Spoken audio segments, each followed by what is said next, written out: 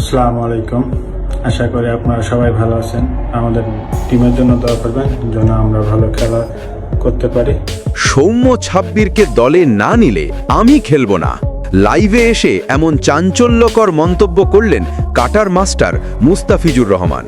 West ইন্ডিজের বিপক্ষে series বাঁচাতে দ্বিতীয় টি-20তে 150 রানের সহজ লক্ষ্য তাড়া করতে পারেনি বাংলাদেশ।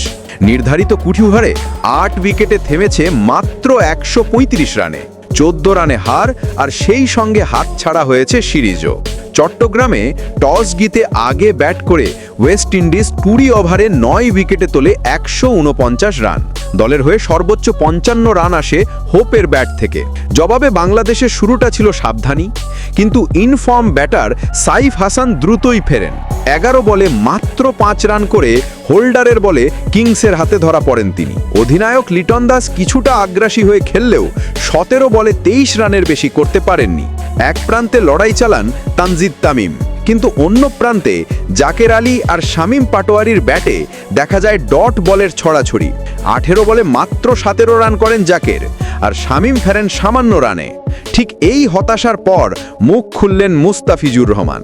লাইভে এসে স্পষ্ট করে বলেন, এই দল নিয়ে জেতা সম্ভব নয়, শামীম আর জাকেরকে দিয়ে হবে না, সৌম্য সরকার আর ছাব্বির রহমানকে দলে লাগবেই। তিনি আরও যোগ করেন, যদি ওদের দলে না নেওয়া হয় তাহলে আমি নিজেও খেলবো না।